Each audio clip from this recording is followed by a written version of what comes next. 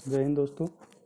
पिछले वीडियो में हमने थर्मिट वेल्डिंग के बारे में पढ़ा था। आज हम लोग आर्क वेल्डिंग के बारे में पढ़ेंगे। ठीक है, इसके अंदर हम लोग इसका इंट्रोडक्शन देखेंगे, प्रिंसिपल ऑफ आर्क वेल्डिंग देखेंगे, आर्क का स्ट्रक्चर देखेंगे, इसका कैरेक्टरिस्टिक्स देखेंगे और इसके जो पावर सोर्स है उसका कैरेक्टरिस्टिक्स के बारे में स्टडी करेंगे, या इसको हम लोग VI कैरेक्टरिस्टिक्स भी बोलते हैं।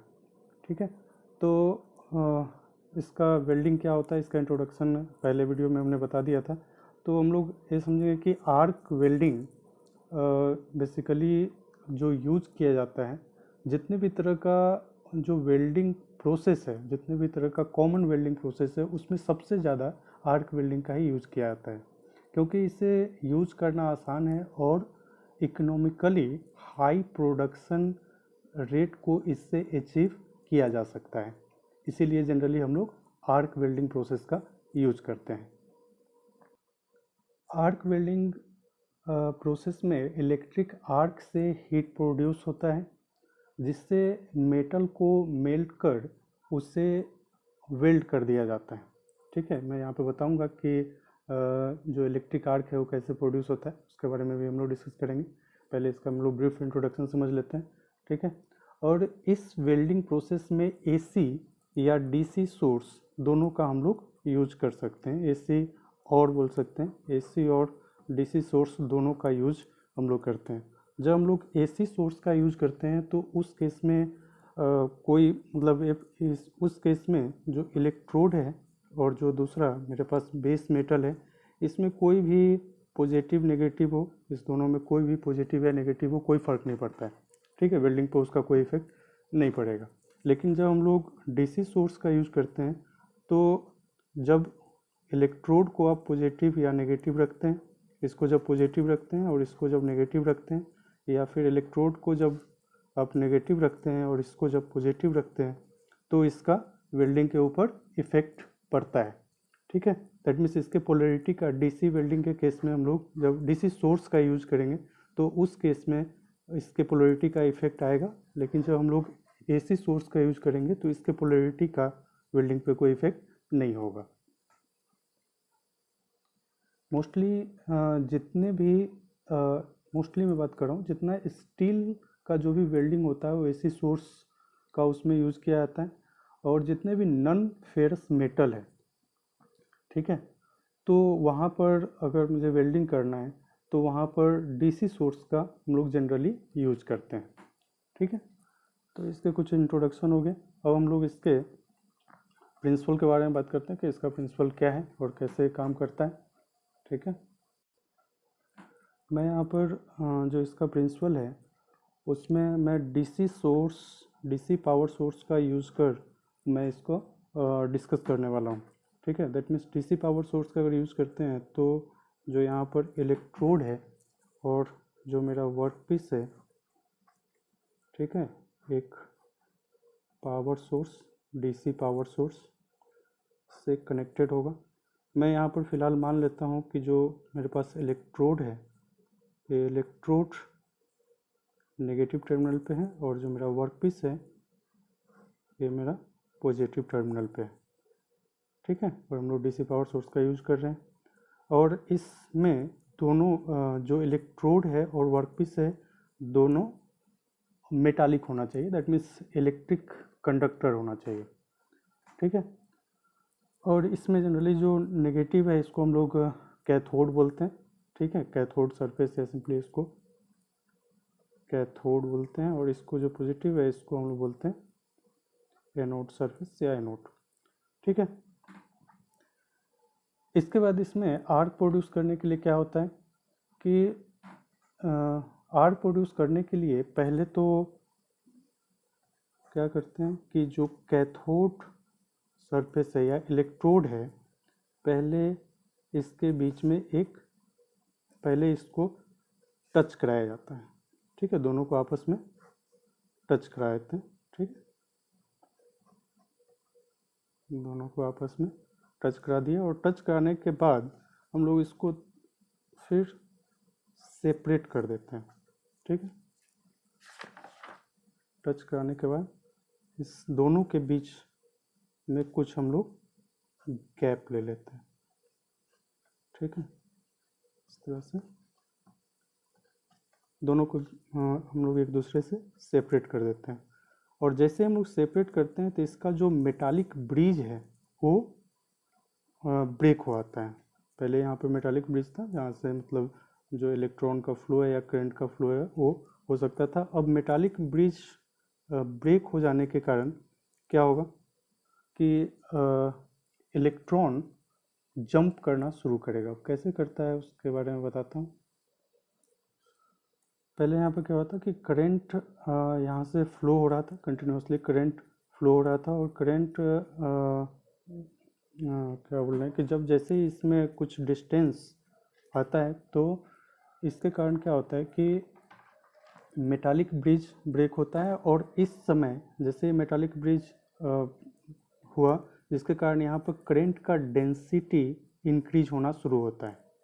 ठीक है, यहाँ पर करंट का डेंसिटी इंक्रीज होना शुरू होगा, और करंट डेंसिटी इंक्रीज होने से क्या होता है कि इलेक्ट्रॉन पर यूनिट एरिया आपका इंक्रीज होना शुरू हो जाएगा। ठीक है, और electron per unit area increase होने से जैसे सबसे पहले तो मेटालिक ब्रिज बनने से क्या हो गया, करंट जो डेंसिटी है, ठीक है, करंट डेंसिटी मतलब current flow per unit area, वो आपका इंक्रीज हो गया। इससे क्या हो गया कि जो इलेक्ट्रॉन पर यूनिट एरिया है, ठीक है, मतलब electron flow per unit area है वो बढ़ गया। ठीक है, इससे क्या होगा, करंट का फ्लो ज़्यादा हो जाएगा, क्योंकि जो करंट है वो आपके नंबर ऑफ चार्ज पार्ट कहते हैं इलेक्ट्रॉन पर डिपेंड करता है कि कितना इलेक्ट्रॉन उससे मूव कर रहा है। ठीक है, और जब करंट डेंसिटी बहुत ज़्यादा बढ़ जाता है, ठीक है, जैसे मैंने बताया कि जैसे गैप के कारण करंट डेंसिटी बढ़ गया, और करंट डेंसिटी बहुत ज़्यादा अगर इंक्रीज हो जाए, ठीक है, तो उस केस में टेम्परेचर इंक्रीज होना शुरू हो जाता है। ठीक है, और ये टेम्परेचर इंक्रीज होता है तो इसके लिए टेम्परेचर इंक्रीज होना शुरू हो गया, तो इसको हम लोग आप जो टेम्परेचर इंक्रीज हो रहा है इसको आप रिसर्सन और डैसमैन इक्वेशन से आप समझ सकते हैं। ठीक है, हालांकि इस वीडियो में इसका डिस्कस नहीं कर सकता, मैं इसे नाम बता दे रहा हूँ, रिसर्सन एंड डैसमैन इक्वेशन से इस चीज़ को समझ सकते हैं। इक्वेशन सिंपली होता है कि जो करंट डेंसिटी है, एक current density Richardson constant into T square into exponential function of minus of thermo ionic work function, इसको फाई से रिप्रेजेंट करते हैं, divided by Boltzmann constant to absolute temperature. That means आप इतना इक्वेशन याद नहीं रखना है, तो यहाँ पर सिंपली करंट डेंसिटी आप देख रहे हैं, जो करंट डेंसिटी है वो डायरेक्टली प्रोपोर्शनल टेम्परेचर के है, यानी करंट डेंसिटी बढ़ने से टेम्परेचर इंक्रीज कर रहा है। ठीक है, और ये टेम्परेचर किस लिए इंक्रीज हुआ, ठीक है, तो करंट डेंसिटी के इंक्रीज होने से। ठीक है, तो मैं बता रहा था कि जब करंट का डेंसिटी बहुत ज़्यादा बढ़ जाता है तो टेम्परेचर बढ़ जाता है, और इससे जो इलेक्ट्रोड का सरफेस है, इस टेम्परेचर बढ़ने से जो इलेक्ट्रोड का सरफेस है और जो वर्कपीस है, दोनों जगह से इलेक्ट्रॉन इमिट होना शुरू हो जाएगा। इस दोनों जगह से इलेक्ट्रॉन का इमिशन शुरू हो जाता है। ठीक है, इस प्रोसेस को हम लोग सिंपली थर्मोनिक इमिशन बोलते हैं, थर्मोनिक इमिशन बोलते हैं। ठीक है, करने का मतलब टेम्परेचर इंक्रीज होने से जब इलेक्ट्रॉन का जब सरफेस से इलेक्ट्रॉन बाहर आना शुरू हो जाए तो थर्मोनिक इमिशन होता है। ठीक है, इस प्रोसेस में इलेक्ट्रॉन जो है, जनरली जो इलेक्ट्रॉन जो है, हालांकि दोनों जगह से इलेक्ट्रॉन बाहर आता है, लेकिन मोस्टली इलेक्ट्रॉन कैथोड सरफेस से बाहर आता है। ठीक है, और जो इलेक्ट्रॉन कैथोड सरफेस से बाहर आ रहा है वो एनोड जो सरफेस है, यानी जो वर्कपीस है, अपनी तरफ उसको हाई वेलोसिटी के साथ खींचता है। ठीक है, यहाँ बता रहा हूँ। ठीक है, यहाँ से जैसे ही इलेक्ट्रॉन इमिट होना शुरू हुआ, ठीक है, तो जो वर्कपीस जो पॉजिटिव टर्मिनल पे है, इस इलेक्ट्रॉन को हाई वेलोसिटी के साथ अपनी तरफ खींचना शुरू करेगा।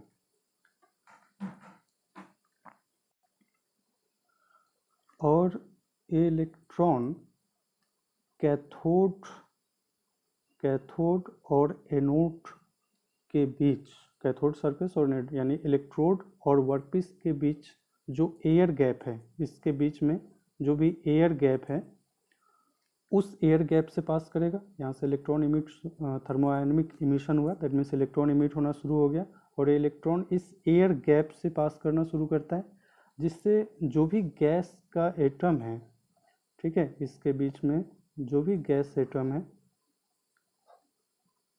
वो इस इलेक्ट्रॉन के स्ट्राइक करने के कारण ब्रेक हो जाता है। ठीक है, मतलब इसके साथ जो भी कोलिजन होगा तो ये इसके आयंस में कन्वर्ट होता है, प्लस माइनस में इसका आयन टूट जाएगा।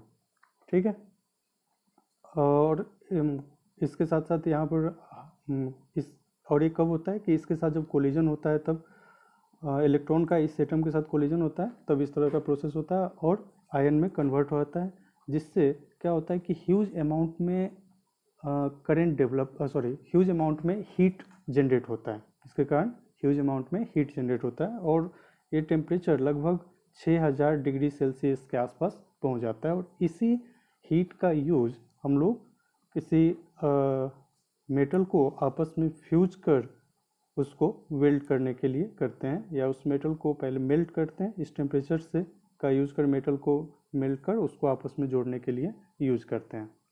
ठीक है,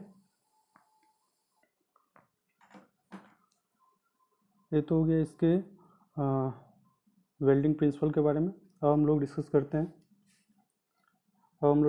हैं इसके आर्क स्ट्रक्चर के बारे में। ठीक है, तो इसको समझते हैं। जैसे हमने बताया कि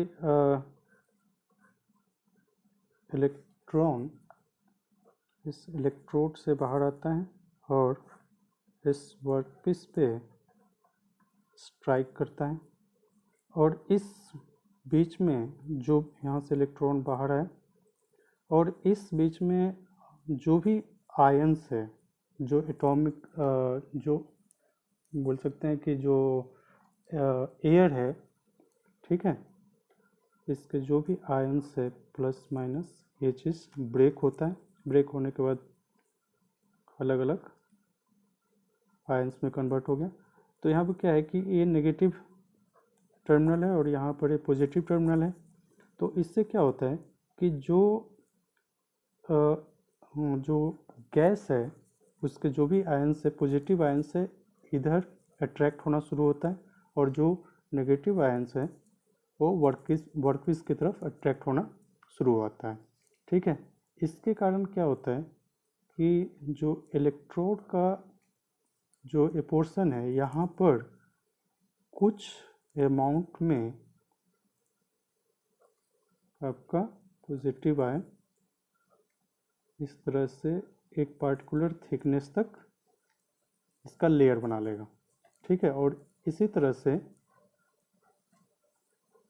यहाँ पे इस सरफेस पर वर्कपीस के आसपास जो नेगेटिव आयंस है यहाँ पर एक थिकनेस बना लेगा।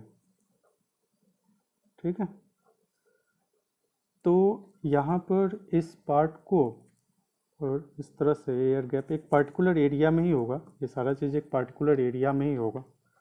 ठीक है, तो यहाँ पर जहाँ से इलेक्ट्रॉन इमिट हो रहा है इसको हम लोग बोलते हैं, अगर एक नेगेटिव टर्मिनल है इसके लिए हम बात करें, कैथोड के लिए है, तो ये हो गया आपका, इसको बोलते हैं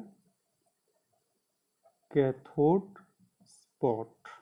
ठीक है, और इसके बीच का जो गैप है, मतलब ऐसे बोल सकते हैं कि यहाँ से और यहाँ तक का जो गैप है, ठीक है, ये गैप इसको बोलते हैं कैथोड स्पेस।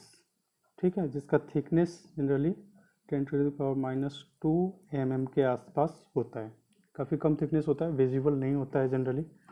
ठीक है, उसके अलावा इसके बाद अगर हाँ इसी तरह से अगर हम लोग यहाँ पर देखें, ठीक है, तो जो नीचे का पार्ट है यहाँ पर इस पार्ट को हम लोग बोलते हैं एनोड स्पॉट, और इसके बीच का जो गैप है इसको बोलते हैं एनोड स्पेस, और बाकी का जो पार्ट है इसको बोला जाता है आर्क कॉलम। ठीक है, इसको बोला जाता है आर्क कॉलम। ठीक है, जो कि गैस के आयोनाइजेशन के कारण बना है, जिसमें मतलब इस तरह से बोल सकते हैं कि एक तरह से एक आयोनाइज्ड गैस है। ठीक है, तो इस तरह से इसको मतलब कि जो इसका स्ट्रक्चर, आर्क का स्ट्रक्चर 5 पार्ट में होता है, मतलब इसके 5 पार्ट होते हैं। ठीक है, कैथोड स्पॉट, ठीक है, cathode space, arc column, arc space and anode spot. ठीक है, तो जैसे यहाँ पर नेगेटिव टर्मिनल है और पॉजिटिव टर्मिनल है, यहाँ पर नेगेटिव और पॉजिटिव टर्मिनल है, तो इसके बीच में कुछ पोटेंशियल डिफरेंस भी होता है, और इसी तरह से नेगेटिव टर्मिनल और पॉजिटिव टर्मिनल है तो यहाँ पर भी कुछ पोटेंशियल डिफरेंस क्रिएट होता है। ठीक है, तो आर्क लेंथ के हिसाब से ये सारा चीज़ चेंज होता है। इसको मैं एक ग्राफ से दिखाता हूँ। आप इस ग्राफ में देख सकते हैं, ये चीज़ हमने जो बनाया है कि जो पोटेंशियल डिफरेंस है, जो वोल्टेज है और आर्क स्पेस है, उसके बीच में इसको हमने प्लॉट किया है। तो सबसे पहले हम लोग देखते हैं कि जो यहाँ जो ये पॉइंट आप देख रहे हैं इसको बोलते हैं कैथोड स्पॉट। ठीक है, और यहाँ से यहाँ तक वोल्टेज ड्रॉप हो रहा है होगा, क्योंकि यहाँ पर नेगेटिव टर्मिनल और यहाँ पर पॉजिटिव टर्मिनल क्रिएट हो चुका है। ठीक है, तो जिसके कारण यहाँ से शार्पली वोल्टेज ड्रॉप होता है। ठीक है, उसका पहले हम यहाँ पे आते हैं। तो यहाँ पे क्या होता है कि इसी तरह से यहाँ पर भी 2 पोटेंशियल क्रिएट हो रहा है, पॉजिटिव और नेगेटिव आयन के कारण यहाँ पोटेंशियल क्रिएट हो रहा है। ठीक है, पोटेंशियल डिफरेंस क्रिएट हो रहा है, जिसके कारण यहाँ पर भी एक बोल सकते हैं कि इस तरह से शार्पली एक ग्राफ इस तरह से प्लॉट होता है। ठीक है, पोटेंशियल डिफरेंस का, और इसके बीच का जो स्पेस है, ठीक है, जिसको हम लोग आर्क कॉलम बोलते हैं। तो यहाँ पर आप यहाँ पर देख सकते हैं कि इसको एनोड स्पॉट बोलते हैं, और यहाँ से यहाँ के बीच का जो गैप आपने देखा था यहाँ पर वो चीज़ दिख रहा है, तो इसको बोला जाता है एनोड स्पेस। ठीक है, और इस दोनों के बीच का जो जगह होता है इसको बोलते हैं आर्क कॉलम।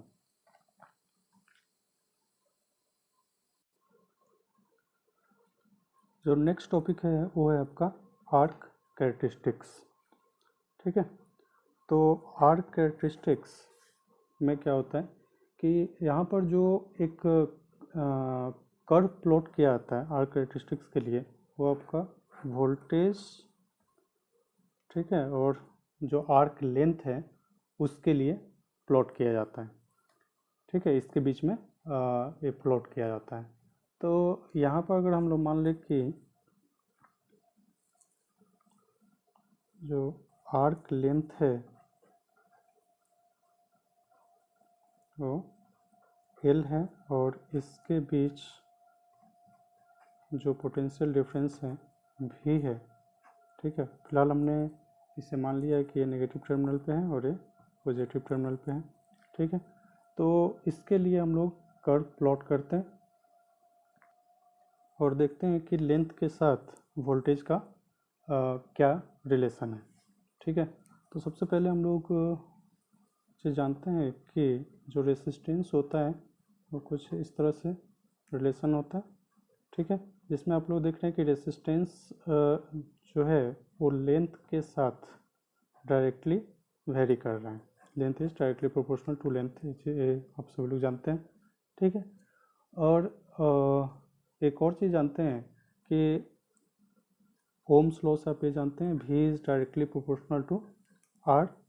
ठीक है, तो यहाँ पर हम लोग इस दोनों को आप रिलेट करें तो हम लोग बोल सकते हैं कि जो वोल्टेज है वो डायरेक्टली प्रोपोर्शनल टू लेंथ के हैं।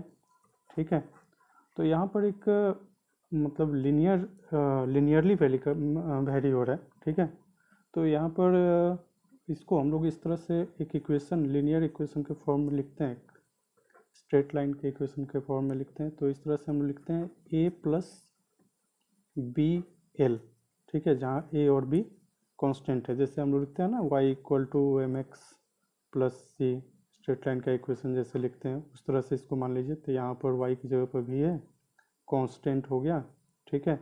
और b यहाँ जैसे a में यहाँ पर स्लोप होता है तो यहाँ पर b इसका स्लोप होगा, और लेंथ जैसे यहाँ पर वेरी कर रहा है तो यहाँ पर x यहाँ पर वेरिएबल होता है। तो इसको अगर हम लोग, इसके लिए हम लोग जो प्लॉट करते हैं तो कुछ इस तरह से प्लॉट करते हैं, ये चीज़ क्या होगा, ठीक है।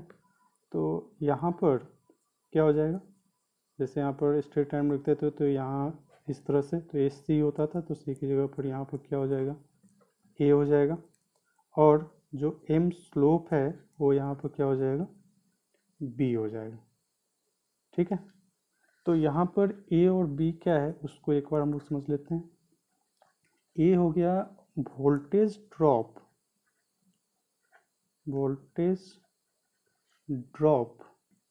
इन कैथोड स्पेस, जो अभी हम लोगों ने पढ़ा था, जो कैथोड का स्पेस है और एनोड का स्पेस है, इस दोनों में जितना वोल्टेज ड्रॉप है इस दोनों को आप सम कर दीजिए तो जितना इसका वोल्टेज ड्रॉप है वो आपका ए हो गया, voltage drop in cathode space and anode space, ठीक है। इस दोनों टर्मिनल पर जितना ही वोल्टेज ड्रॉप हो रहा है इस दोनों का जो सम है उसको हम लोग बोल देते हैं ए, ठीक है।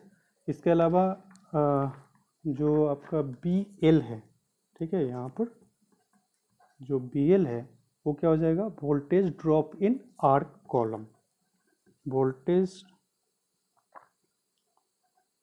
Drop in arc column,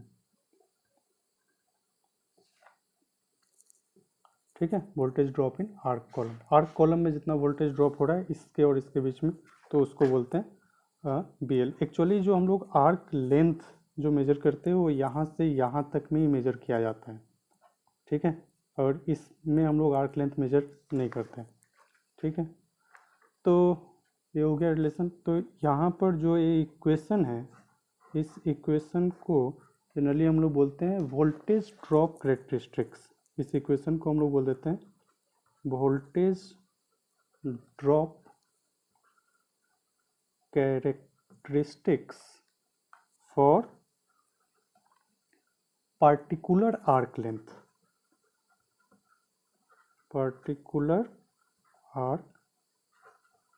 length, ठीक है। किसी पर्टिकुलर आर्क लेंथ पर वोल्टेज ड्रॉप कैसे होता है उसके लिए ये इक्वेशन होता है V equal to A B L, ठीक है। इस पर हम लोग अगले वीडियो में हम लोग इसके बारे में कुछ न्यूमेरिकल भी देखेंगे, ठीक है। अभी हम लोग आगे बढ़ते हैं क्योंकि वीडियो थोड़ा सा बड़ा होते जा रहा है। अब हम लोग देखते हैं कि जो इसका वी आई कैरेक्टरिस्टिक्स है वो क्या है। वी आई कैरेक्टरिस्टिक्स के अंदर हम लोग क्या देखते हैं, वी आई कैरेक्टरिस्टिक्स में हम लोग जो कर्व प्लॉट करते हैं वो वोल्टेज और करंट के बीच में प्लॉट किया जाता है, ठीक है। और यहाँ पर हम लोग जो देख रहे हैं जो टॉपिक में ये लीनियर पावर कैरेक्टरिस्टिक्स का हम लोग बात कर रहे हैं, ठीक है। लीनियर पावर कैरेक्टरिस्टिक्स मतलब एक तरह से समझ सकते हैं कि semi automatic arc building process होगा वहाँ पर, ठीक है। सेमी ऑटोमेटिक करने का मतलब है कि जो आर्क का लेंथ है वो लगभग फिक्स होगा, ठीक है, एक पार्टिकुलर जगह पे होगा। और जब हम लोग मैनुअली जब वेल्डिंग करते हैं तो अपने आर्क लेंथ फिक्स रखना ह्यूमन बीइंग के लिए थोड़ा सा इम्पॉसिबल है, ठीक है, क्योंकि लॉन्ग टाइम तक अपनी जगह पर ऐसे वेल्डिंग करना एक ही पॉइंट पर एक ही जैसा आर्क लेंथ रखना मुश्किल है। तो हम लोग फिलहाल ऐसा मान रहे हैं कि सेमी ऑटोमेटिक है जिसमें जो इसका कर्व प्लॉट होता है कुछ इस तरह से होता है, ठीक है, 2 पॉइंट के बीच में होता है जिसको हम लोग अभी समझते हैं, ठीक है। तो यहाँ पर सबसे पहले हम लोग देखते हैं कि जब यहाँ पर 2 कंडीशन होता है कि जब दोनों वर्कपीस और इलेक्ट्रोड के बीच में काफ़ी ज़्यादा गैप हो, ठीक है, जब इलेक्ट्रोड और वर्कपीस के बीच में काफ़ी लार्ज गैप, ठीक है। तो इस केस में क्या होता है कि एक तरह से ओपन सर्किट की तरह काम करता है, ठीक है, इसको हम लोग सिंपली बोलते हैं ओपन सर्किट या लार्ज, ठीक है, लार्ज गैप। हाँ, ओपन सर्किट के केस में क्या होगा कि, या ओपन सर्किट के केस में क्या हो जाएगा कि वोल्टेज जो होगा वो मैक्सिमम होगा। जैसे ओपन सर्किट, जैसे मान लीजिए कोई बैटरी है और इससे कोई भी करंट फ्लो नहीं हो रहा है, तो जो बैटरी है उसका जितना वोल्टेज है वो मैक्सिमम वोल्टेज पे होगा, ठीक है, किसी भी तरह का वोल्टेज ड्रॉप नहीं हो रहा। दैट मीन्स ओपन सर्किट के केस में भी जो होता है वो भी मैक्सिमम होता है, या इसको हम लोग बोलते हैं भी ओपन सर्किट, ओसी, ठीक है। और जब इसके अलावा इस टाइम में करंट जो होगा, अगर इस केस में देखें तो करंट क्या होगा, वो लगभग जीरो होगा या जीरो ही होगा, ठीक है। और इस केस में अगर हम लोग पावर का बात करें, ठीक है, पावर जो भी इंटू आई होता है, ठीक है, power that means energy per unit area, और एक पार्टिकुलर एनर्जी जब मिलेगा तभी वो हीट गेन कर पाएगा और वेल्डिंग प्रोसेस हो पाएगा, ठीक है। तो यहाँ पर पावर का अगर बात करें तो यहाँ पर अगर आई इक्वल टू जीरो है तो यहाँ पर पावर भी जीरो हो जाएगा, ठीक है। दैट मीन्स इस केस में, ओपन सर्किट के केस में आपका वेल्डिंग पॉसिबल नहीं है। दैट मीन्स वो केस कहाँ पे होगा, यहाँ पे हो गया, ठीक है। दैट मीन्स आई जब जीरो है तो उस केस में ये वाला सर्किट मिल गया, ठीक है। आई जब जीरो है तो उस केस में ये वाला हो गया। दैट मीन्स ये ओपन सर्किट का केस है, और इस केस में वेल्डिंग पॉसिबल नहीं है क्योंकि पावर जीरो है, ठीक है। इसी तरह से अगर हम लोग शॉर्ट सर्किट का बात करें, दैट मीन्स शॉर्ट सर्किट का कहने का मतलब है कि अगर दोनों को एक दूसरे के साथ कनेक्ट कर दें, मतलब बिल्कुल एक दूसरे के साथ टच कर दें, तो उस केस में क्या होगा, इस केस में वोल्टेज क्या हो जाएगा, वोल्टेज जो हो जाएगा वो काफ़ी कम हो जाएगा, या ऐसे समझ लीजिए इतना मिनिमम हो जाएगा, जीरो के बराबर हो जाएगा, भी मिनिमम होगा या जीरो होगा। और इस केस में करंट जो होगा वो मैक्सिमम होगा, ठीक है। तो इसको हम लोग ऐसे बोल सकते हैं, equal to short circuit current, ठीक है। और इस केस में भी अगर हम लोग पावर का बात करें तो क्या हो जाएगा, वोल्टेज जीरो है, दैट मीन्स पावर यहाँ पर भी जीरो है, यानी इस केस में भी वेल्डिंग पॉसिबल नहीं है, यानी शॉर्ट सर्किट के केस में भी वेल्डिंग पॉसिबल नहीं होगा। तो इसका मतलब है कि इस दोनों वेल्डिंग तो होना ही है, तो इसका मतलब इस दोनों रेंज में नहीं हो रहा है, यानी इसके अलावा कोई और रेंज होगा इस बीच में जहाँ पर वेल्डिंग पॉसिबल है, ठीक है। तो उस रेंज के लिए मान लेते हैं कि कोई वोल्टेज है, ठीक है, मान लिया कि वोल्टेज यहाँ पर V1 वोल्टेज है जहाँ पर वेल्डिंग पॉसिबल है, तो उसके लिए कितना लेंथ होगा, ठीक है। कोई पॉइंट मान लिया यहाँ पर, सपोज यहाँ पर दो पॉइंट मान लिया, एक V1 और एक V2, ठीक है। तो इस V1 इस रेंज में होना है, तो यानी यहाँ पर कुछ ना कुछ वोल्टेज होगा जहाँ पर वेल्डिंग पॉसिबल है, तो V1 रेंज में होगा, तो उसके लिए हम लोग क्या लिख सकते हैं, A प्लस बी, ठीक है, L1, और जो दूसरा है V2 इक्वल टू हम लोग लिख सकते हैं A plus B of L2, ठीक है। तो इसी और इस तरह से हम बोल सकते हैं कि V1 के क्रॉसपॉन्डिंग जो करंट डेवलप होगा वो आपका I1 हो जाएगा, और V2 के क्रॉसपॉन्डिंग जो करंट डेवलप होगा वो हो जाएगा I2।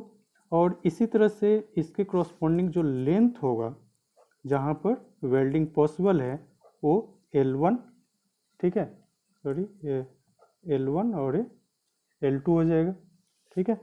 और इस बीच में मान लिया था कि दो वोल्टेज है, जिस बीच यहाँ पर नहीं हो रहा है और यहाँ पर नहीं हो रहा है, तो इसके बीच में हमने कोई दो वोल्टेज मान लिया जहाँ पर वेल्डिंग पॉसिबल है, तो उसके क्रॉसपॉन्डिंग मुझे करंट मिल गया, और उसके क्रॉसपॉन्डिंग मुझे लेंथ भी मिल गया जहाँ पर वेल्डिंग पॉसिबल है, ठीक है। यहाँ पर वेल्डिंग पॉसिबल है, बट एक ऐसा भी कंडीशन आएगा जहाँ पर ऑप्टिमम कंडीशन होगा, वेल्डिंग इस हर पॉइंट पर पॉसिबल है, तो एक ऐसा कंडीशन आएगा, एक ऐसा ऑप्टिमम लेंथ आएगा जहाँ पर मैक्सिमम पावर प्रोड्यूस हो सकता है, ठीक है। वो ऑप्टिमम पावर कैसे कैलकुलेट करते हैं उसको किसी और वीडियो में समझेंगे, ठीक है। तो इसी को हम लोग VI कैरेक्टरिस्टिक्स के टर्म में समझते हैं, ठीक है। इसके अलावा अगर इसका आप लीनियर इक्वेशन लिखना चाहें, इसको मैं एक न्यूमेरिकल से समझाऊंगा कैसे इसको सॉल्व किया जाता है, इस पर कैसे क्वेश्चन आते हैं, इसको अगले वीडियो लेक्चर में देखेंगे, ठीक है। तो वीडियो काफ़ी लंबा हो रहा है, इसको यहीं पर रोकता हूँ, अगले क्लास में फिर इस पर आगे डिस्कस करेंगे इसके न्यूमेरिकल के साथ, ठीक है। मिलते हैं अगले वीडियो में, जय हिंद।